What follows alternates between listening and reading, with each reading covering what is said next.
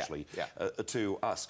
What was it like last night? 1,000 people there, which would have to be the biggest get-together. It was incredible. Of any reunion. I think the beauty about it was they weren't all on-air people. I mean, it was a cross-section of the industry. There were set designers, there were former canteen staff, there were cameramen, editors, directors. It was that the entire industry from Channel 10, O10, was represented. It was a fabulous night. And quite a few surprises there too. There were a number of people, I believe, who turned up. Most people thought they were dead, and they were there. You know, the interesting thing is that that O10, Channel O, originally, it's sometimes forgotten. Was that originally or originally? Originally. Of course, it was original Ansat's idea, wasn't it, to set up the third network, or he won the tender.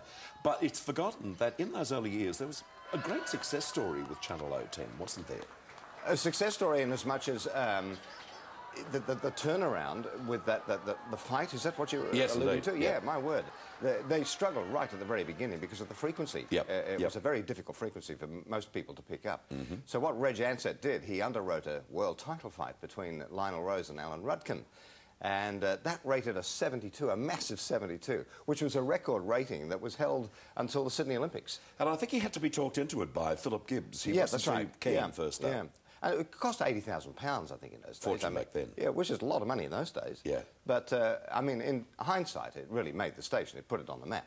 Drama also, when it eventually got to the airwaves of Channel O10 and was networked, that was a huge success story. It was, too. I mean, we had a few hiccups along the way. The hotel story, I think, was one of the disasters. But, yeah, through trial and error, we got Matlock Police. Then we had The Box. We had Prisoner, we had Number 96. Good old Prisoner. And there's Vic Gordon, great friend of mine, he was formerly Vic Gordon. Lovely guy. Michael Pate. Yeah.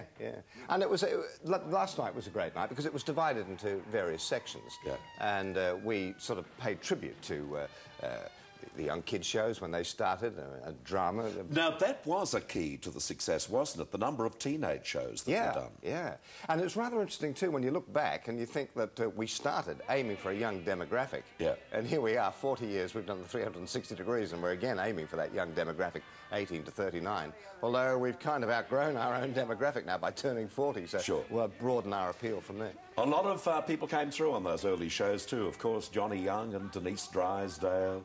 A whole range of people who got their start there. Molly Meldrum, I think, basically started with O10. Well, last night when we did the little tribute to the teens, we invited Rusty Wiley and Johnny Young up on stage to talk about their experiences during those. Did you host last night? No, I didn't host. It was it self-flowed, basically.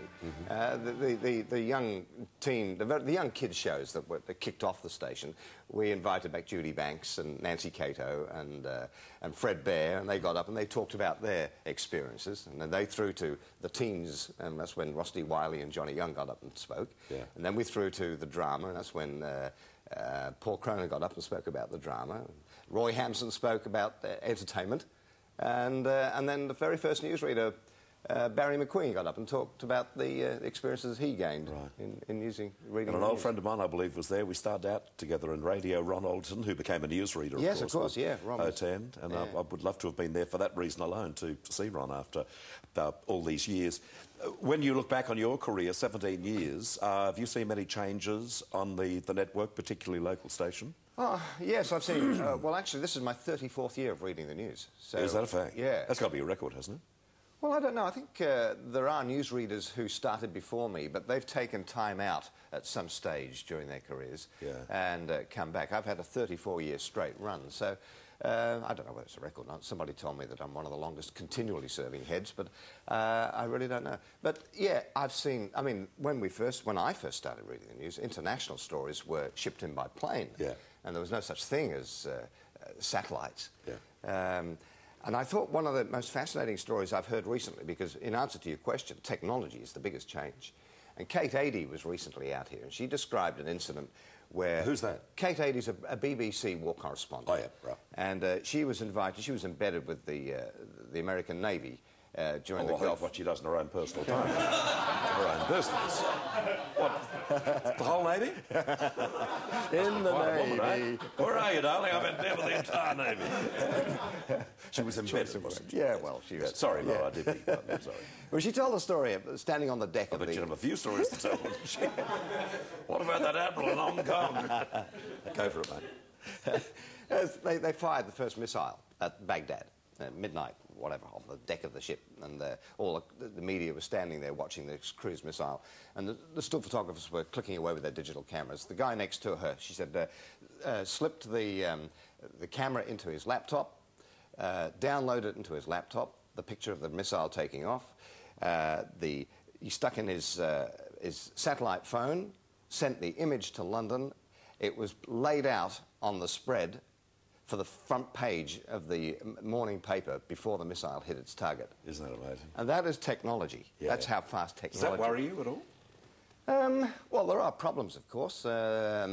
Problems in live coverage that, you know, you have to be careful what goes to air. Yeah. No, it doesn't worry me. But it's amazing what you can do, though. I mean, with today's technology, with your set when you were using the background of Como there, yeah, you know, initially, yeah. that was fantastic. I saw the same bloke go past 9 times. Did you see the same seagull fly past? That's right, exactly. Yeah.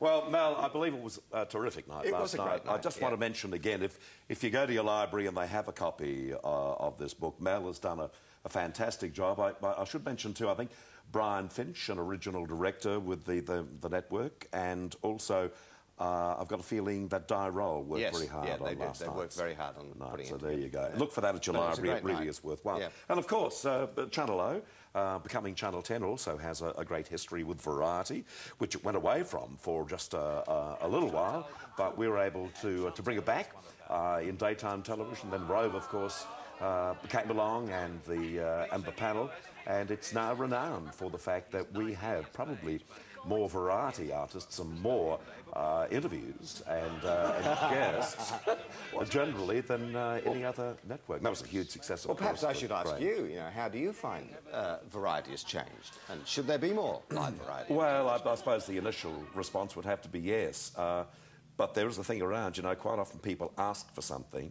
and you eventually deliver, and then not enough people watch. I mean, if they could be convinced that you'd have a big audience, I'm sure, you know, maybe even a Tonight Show could come back, but a few have been tried elsewhere. Yeah. And, you know... But maybe the Tonight shows now are the Rove live types of shows. Yeah. Maybe that's the... See, and I think you've got to keep it moving too, and I think also, in the old days, you could afford to have a chat for 10 or 12 minutes or whatever, but without upsetting the guest, you've got to cut them reasonably short. I mean, let me tell you now, this interview on air finished 5 minutes ago. We've kept rolling because we like you. Will you stay around, because Jennifer Hanson, your co-reader, is next. Jennifer Hanson. Thanks, Mel. I would love to. Well done, mate. I might mention, Mel, apart from being one of the best newsreaders, also was the first newsreader to come from the ranks of reporting. And now that's something quite common, but back then they were always nice gentlemen with fruity voices sitting there and just looking at you and reading. But Mel has actually been on the job, so to speak. Not yet, not this morning, I hope. OK, so right after this break, Jennifer Hanson's going to join us.